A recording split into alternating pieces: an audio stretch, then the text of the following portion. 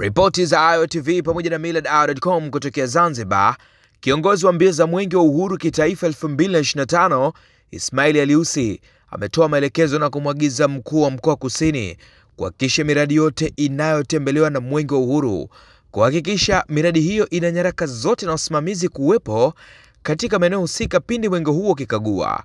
Akizungumza mara baada ya mwenge huo kuwasili visiwani Zanzibar leo katika mkoa Mjini, Ismail ambaye alipokelewa na mkuu wa mkoa Kusini Rasia Ayub Mohamed Mahmud amesema Mwenge wa Uhuru utaelekea mkoa Kusini kuangazia miradi inayotekelezwa na Serikali ya Mapinduzi ya Zanzibar. Hizi ni ripoti za IOTV hapa Zanzibar. Mimi ni Today. Mheshimiwa mkuu wa mkoa wa Kusini, kwa kweli Mwenge wa Uhuru kama alivyokuambia Mheshimiwa mkuu wa mkoa wa Tanga, Mwenge wa Uhuru kwenye mkoa wa Tanga umekimbizwa katika hali ya amani, upendo, mashirikiano na bashasha. Na sasa Mwenge wa Uhuru upo tayari kuingia ndani ya mkoa wako wa Kusini. Sasa kabla ya kuingia ndani ya mkoa wako, ningeomba niseme yafuatayo ili wewe wafikishie wakuu wako wa wilaya mbili pamoja na wakurugenzi na watumishi wote ili wazingatie haya mambo ambayo yatapelekea Mwenge wa Uhuru kumeremeta na kupendeza ndani ya mkoa wako wa Kusini Unguja.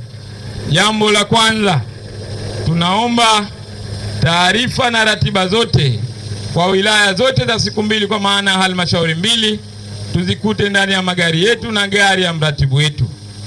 Jambo la pili, vifaa vyote vinavyohitajika kupimia ubora wa miradi, ikiwa kuzindua, ikiwa kuweka mawe ya msingi, ikiwa kutembelea ama kukagua, basi tunaomba vifaa hivyo tuvikute katika maeneo husika. Na jambo la tatu na la mwisho, tunaomba tukute nyaraka na wataalamu na taarifa sahihi katika maeneo yote ambayo Mwenge wa Uhuru utakagua, utatembelea, utazindua ama utaweka mawe ya msingi.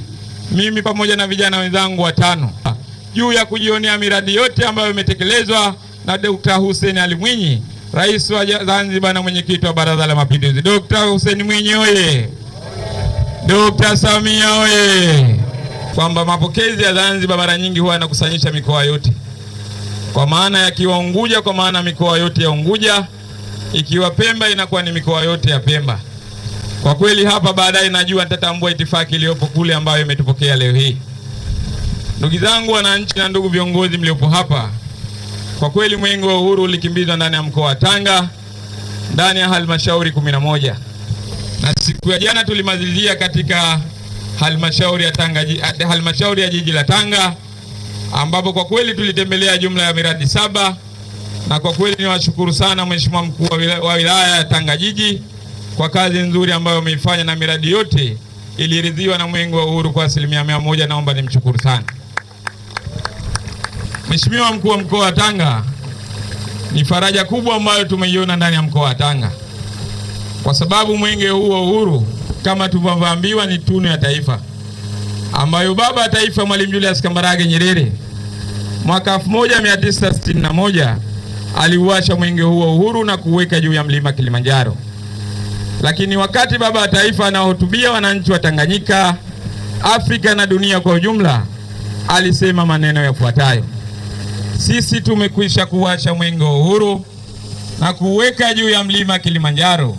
Ayub Mohamed Mahmud, mkuu wa mkoa wa Kusini Unguja, nakiri kupokea Mwenge wa Uhuru mwaka 2025 kutoka kwa Mheshimiwa Batinda Hassan Maburiani, mkuu wa mkoa wa Tanga, ukiwa unawaka, unameremeta na unang'ara.